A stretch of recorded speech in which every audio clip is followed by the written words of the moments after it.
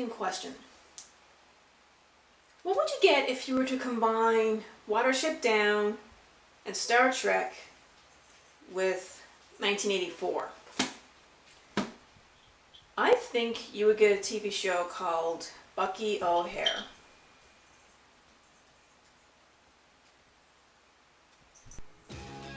Now when I say Bucky Hare, I'm sure most of you are immediately thinking of a green rabbit running into battle to the tune of that incredible catchy theme song. But there is more to the show that meets the eye. In fact, it actually predates itself. For the show itself was inspired by a comic book series released back in 1984, which ironically ties into one of the show's central themes. And I'm sure many of you are surprised to know that the show even had one. The comic was written by Larry Hama and penciled by Michael Golden, and this was a very, very unique piece at the time. The comic was very detailed and a very manga-esque appeal to it. And so it was during this time that anime in America was strictly limited to Astro Boy, Kimba, and Speed Racer, so because of this, the general audience found favor with Hama's other works such as G.I. Joe, Wolverine, and Elektra. I find this to be a shame because due to the lack of market, Bucky Hare was so underground that very few people knew about it until the launch of the TV show. And this is where everything took off. The show was followed by action figures and video games. Mr. Hama also in fact wrote another story arc that continues where the comic left off, but sadly did not get published. So with that all being said, I'm going to focus on the cartoon series because that is what we're all familiar with, and I would like to make some comparisons with the comic later on. One thing I noticed is, given the opinions of numerous online personalities, not many people have had high praise for the show, and I can't help but wonder why. This was a show that I was obsessed with as a kid. I had every episode taped off, and I watched all of them at least 20 times. Sure, it was no Ninja Turtles, but I still thought the show was really great. The only reason I can think of as to why people didn't give it much praise is because they judged the show at face value. Here we were just coming out of the space craze of the 80s, and so I guess people viewed Bucky Hare with a been there, done that kind of attitude without really giving it a chance.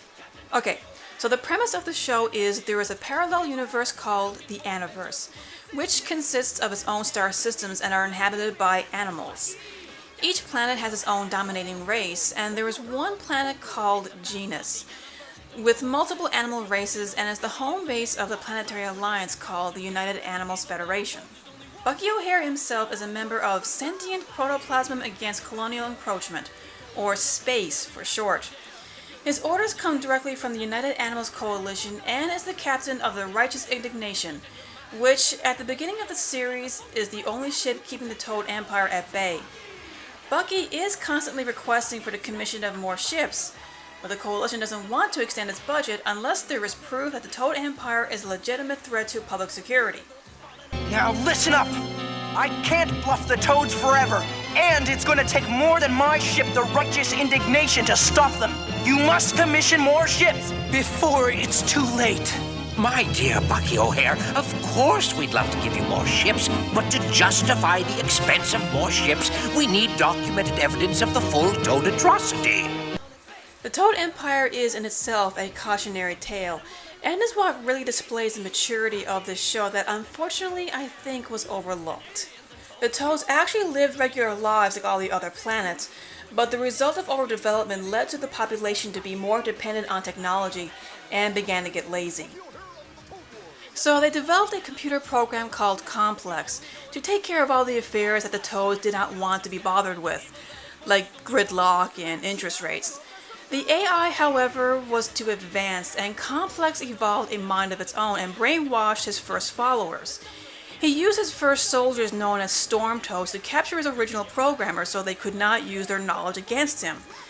But because his power was limited at the time, he could not have the programmers killed, so he ordered them into space instead.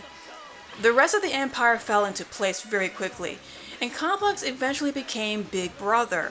He could see anyone that had a telescreen and can access any information through the Toad mainframe. Under his rule, Complex has overdeveloped the planet so much that the entire surface now consists of factories 7 layers deep, and Complex now wants to conquer the rest of the Aniverse to spread to other planets like a virus and assume complete control over all life. Keep in mind, I was 10 at the time this was aired, and I knew nothing of George Orwell, and this shit actually scared me. Technology was moving forward faster than ever, and I began to wonder if we really would fall victim to its grip. And I've seen it slowly play out in the years to come, like addictions to online RPGs, government wiretapping, constant video surveillance, privacy laws at the brink of being erased, governments putting padlocks on public information, and over-reliance on consumerist products like iPhones and iPads. George Orwell may have thought of it first, but it was Bucky O'Hare that brought it to my attention. The toads are our friends, our wordy-fighting friends. We must not resist them. Silly, silly, silly. We must welcome toads with furry open arms. The toads are our friends, our wordy-fighting friends. We must not resist them. Silly, silly, silly. We must welcome... And in a way, it also served as an environmental message. The toads have overdeveloped their own planets, so they go to other planets and change the environment to be suitable for themselves by using climate converters built with slave labor. Atmospheric readings indicate high levels of methane. Yes, they've turned a paradise into a swamp. But that would mean changing the climate of the entire planet. Nobody can do that. It looks like the toads can. There's no other explanation. Complex may be the leader of the Empire, but I consider Toadborg to be the more interesting antagonist. He was a former stone toad warrior who was killed in battle, but had his brain transplanted into a robotic body, and his thirst for power makes him do next to anything to get it. Never! Deep within, I am still a toad, and that part of me always functions. I will drink the power of the stars themselves! The Air Marshal and Fricks and Fracks are just green boobs that always fail their mission. Even though they're mostly comedy relief, the Air Marshal does have a dark side. Unless you surrender and return to your slave pits, I will blow up this entire factory! But Air Marshal, sir, there are toads in there too. Frax is in there. A small sacrifice. Holy shit. He was willing to bomb an entire factory that still had his own soldiers inside. So let's cut to the gallant crew of the Righteous Indignation. The captain is obviously Bucky O'Hare himself. I like the idea of having green fur because it basically makes him the same color of the one thing that he hates the most, the toads. They have gone too far. This is personal. No fly-sucking, slimy, croaking piece of sludge toad is taking over my planet. After watching the show, I can't help but wonder, what did Bucky do to achieve the rank of captain? Or at least, what was written on his resume? As the role of leader, Bucky does do a decent job, but when it comes to hands-on experience in the field, he tends not to look before leaping. I'm going in. What if it's a trap? I'm a sucker for traps. I figured I'd play it by ear. A dead end?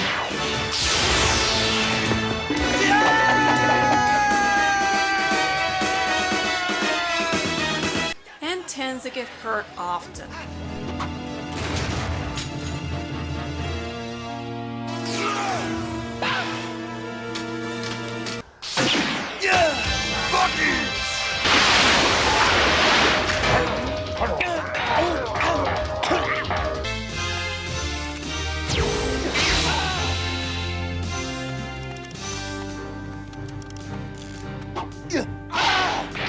One of his worst moves would have to have been when he was hiring a temporary warp drive engineer in Willie's absence.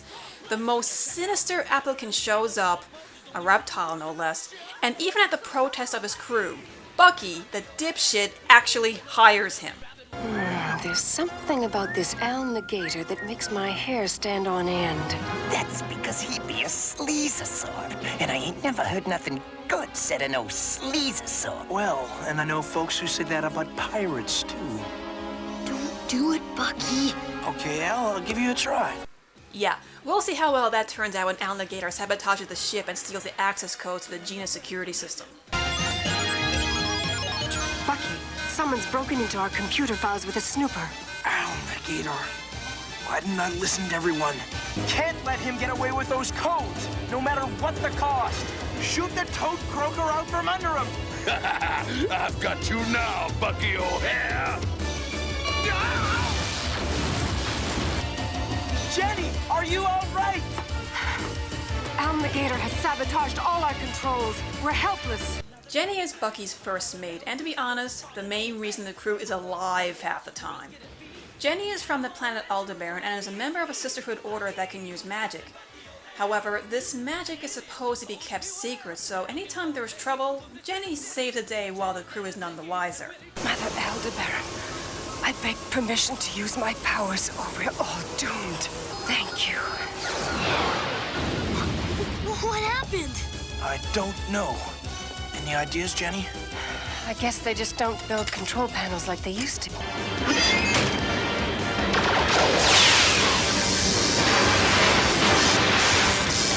Must be some kind of malfunction. Don't worry, Willie. I'll handle it.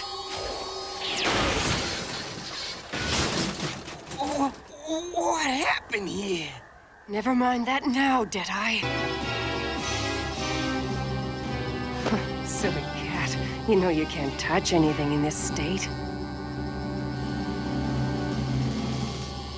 She does make the mistake of using magic on Toadborg without realizing that he actually has a consciousness.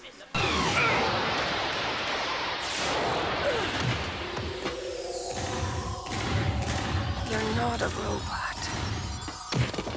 Deep within this metal shell is the remains of a living toad soldier. How fascinating that you perceive this. We must discuss it some other time. Oh, believe me, they do. The subject of her power is brought up again in the episode The Artificers of Aldebaran, where Jenny has to rescue one of her students from Toadborg. Hold our position while I scan my memory banks.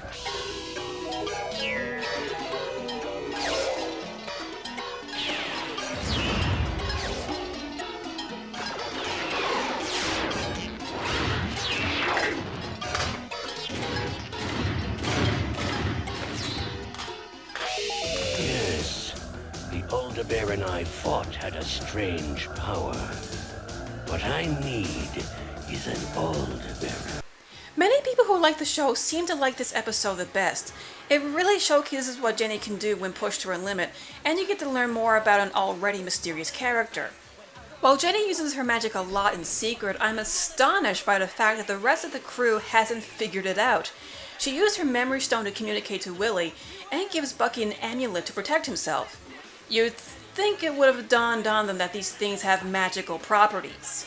Cats. Huh. Everyone knows you can't trust them. I'd trust Jenny with my life. For that matter, I have more times than I can count. Gee, I'd hope so. She saved your skin many times, most of the times you didn't even know about. But I guess this is something I should just leave alone. This is the same crew that can't figure out how they survive these crises, so moving on. Don't you like the tofu burgers, Willie? I'm not very hungry. What's the matter, son? Willie DeWitt is the child of hippie parents that never seem to be around. And if they are, they sure never seem to notice when their son's missing. Willie came to the Anaverse by accident when he built his own photon accelerator. The crew lost their chief engineer, Bruce, when their accelerator went out of sync. After proving himself, he becomes a new engineer. Won't you lose your door too? Well, it should return when we're not using the warp drive. I hope. Then you should return to your own dimension first. Nope. I'm staying right here. There are some things so important. They're worth doing no matter what the cost. Willie DeWitt, you are a very brave human. Oh, gosh. Oh man, I could make a ton of jokes. This Willie sure gets a lot of pussy. Oh come on, I had to say it. Besides, I don't see what the big deal is after all. We let Studio Ghibli get away with it. Baron, just for the record, I think I may have a little crush on you. Just for the record, I admire a young woman who speaks from the heart. Willie, me boy, come and share a mug of old swamp grass with me. Bottoms up! Deadeye Duck is probably my favorite character. Voiced by the legendary Scott McNeil, Deadeye is a space pirate gone straight and now working to keep the sky safe. He cares very deeply about the crew and will do anything to help them in their time of need. You pirates sure like to play a lot of games. They're more than games, Willie. It's how we train our young'uns to be skilled with hands and eyes. He is definitely the most likable member of the crew, but that's not to say that he doesn't have his demons. Because of his abandonment of the pirating ways, his old allies look at him as a traitor. The old ways are never good enough for you, Deadeye. If you get your way, we won't even be pirates anymore. Say no more here, Red Jack. This be a private matter. But thanks to his good nature, Deadeye was able to convince his old pirate mates to hold a vote on a treaty that would end the old pirate ways and join the United Animals Coalition's efforts to defeating the Toads. This is a big deal, considering the Corsairs Canard's culture is steeped in pirating. This treaty's an insult to us all. We've been pirates for generations. It's unnatural for pirates to be honest. And I'll do whatever it takes to stop ye. You can try, Letty. Also, Deadeye's best friend is a ninja duck. I don't care. Say whatever you want, but that just kicks ass. This retrospect is officially on hold until we finish watching some ninja duck awesomeness. Everybody was kung fu fighting. Those kids were fast as lightning. In fact, it was a little bit frightening. But they fought with expert timing. There were funky Chinamen from funky Chinatown. They were chopping them up. They were chopping them down. It's an ancient Chinese art, and everybody knew their part. From a fainting to a slip, and a kicking from the hip. Everybody was kung fu fighting. Those kids were fast as lightning. In fact, it was a little bit frightening. Yeah. But they fought with expert timing. There was Funky Billy Chin and Little Sammy Chung. He said, "Here comes the big boss. Let's get it on." We took a bow and made a stand. Started swaying with the hand. A sudden motion made me skip. Now we're into a brand new trip. Everybody was kung fu. All right, now listen up. I'm Bruiser, and for the next 48 hours, you're gonna eat, sleep, and breathe berserk. You got that? Bruiser is a space marine, and is basically the main source of muscle in the crew. After losing his brother Bruce, Bruiser was determined to join Bucky in his mission to defeat the Toad Empire. Bruiser's contribution is, needless to say, some of the most comical moments of the show. The sight of a berserker baboon is enough to make any toad scream in fear, and makes a great bargaining chip on making hostages talk. Yo, Bruiser! Bruiser? Yeah, Captain. What do you want? All right, I'll talk. Just keep him away. Other than beating the piss out of toads, Bruiser's other duties include guarding the ship when Bucky is away for diplomatic reasons or field missions. He is, after all, the brawn of the crew and doesn't really need to go before any council for anything. Bruiser's best buddy is Blinky, an android first class. Blinky is basically the assistant to the warp engineer. While he may only be a robot, he really seems to have this sense of emotion that is enough for the rest of the crew to get attached to him. They treat him like any other member of the crew and get very concerned if anything happens to him.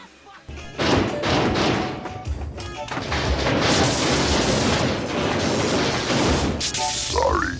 You know how I get when I'm hungry. Blinky not mine. Food dispenser might hold different opinion, however. Perhaps humble android venture into town, obtain more bananas, while Bruiser guard ship. Yes? Whoa, wait a sec. Is that porn he's looking at? That is another thing about this show. It contains material that is kind of questionable for today's standards of animation. We just have Bruiser look at porn. Nearly naked female toads. Oh, I hear ya. I feel your pain, Bucky. There was even a reference to torture. All right, they're the ones. Take them to the torture room. They sound like they're suffering. All we're doing is inputting Toad TV directly to their brains, ears, and eyes. And who can forget Bucky as a drag queen? Well, I'm not really sure this would qualify as a drag queen. Queens look fabulous. At least Deadeye valued his dignity by dressing up as an old man. Speak up, whippersnapper! Oh, check it out! Even baby Plucky Duck makes an appearance! For the most part, the comic and series resemble each other quite well. Well, for the first episodes at least, but even so, there are still some differences that are worth noting. Now keep in mind, I used to have 2 copies of this book, but due to unknown circumstances, I have no idea where they are. But I do have vivid memories of their contents. In the show, Willie DeWitt is just a nerdy kid who has hippie parents, and who can travel between both dimensions at will. However, in the comic, that is not the case. Willie is described as being a member of an unusual minority. While we know that most families are dysfunctional to a point, that is not the case with Willie. He openly complains about having the perfect parents who, I quote, never fight and truly love each other. And his fellow students tend to call him out on it. When Willie invents his photon accelerator and enters the Aniverse, his parents, not knowing what the device is, actually turns it off, and Willie is in fact trapped for the rest of his life. And speaking of life, in the comic, Bruce actually loses his, rather than being sent to another dimension, which we know is a common way to cheat death on many shows. Maybe you won't be such a disappointment in the next dimension. You sure sent that planet to another dimension.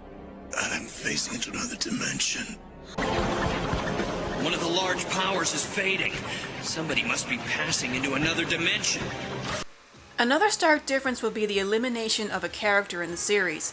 In the comic, there's a magical mouse that aids Bucky in rescuing Jenny. He even banishes the toads that were pursuing him to, and I quote, a safe place where the food is bad and the taxes are high. The main comic ended shortly after that, but due to the TV show's popularity, there was now a need to expand on the comic's plotline. Instead of publishing Mr. Hama's second plotline, Peter Stone was assigned to write new stories that coincided with the show's existing plot. These are the comic books that most people know about, and therefore the reason Peter Stone got more credit for the work than Larry Hama. Overall, when I look back at Bucky O'Hare, it really was an entertaining show. It just had about everything that would keep the kids' attention. It had spaceships, laser battles, talking animals, good guys and bad guys, though I must admit the animation could have used some improvements, mainly in the field of scaling. On the outside, the Righteous Indignation doesn't look like a very big ship. Just look how big the characters look from the outside. But look at the shots made from the interior. The place looks huge. This kind of issue can be seen in just about every episode, but I guess the animators had their reasons, so I'm not going to grieve about it too much. The characters I really did enjoy. They all have their own backstories explored in an all too short series, and I really got invested in some of them. I did think there was a good balance in character development and in croaking some toads. Let's croak Toad! Let's, of course, he croaks us! But I do admit, I kind of feel bad for the toads. It's not like they're doing this by choice. The cult of Complex resembles modern religion in a bizarre way. The seed was planted in the cult's founding, but due to its immense stranglehold, it didn't matter whether the endearment was genuine or enforced by fear. It was passed down from generation to generation, and questioning authority just doesn't happen. If it did, you could not be a member of the social group anymore, which can be a major blow to the individual involved. So they only have 2 options: either be true to themselves and move on, or stay in their familiar surroundings and continue to live a lie. The bottom line is, the main lesson I take from this series actually came from the antagonists instead of the protagonists, which is a rare thing in programming aimed at children. To think for yourself is perhaps the most important lesson that one can learn, and never be afraid to question authority, for that is how some can gain the most knowledge.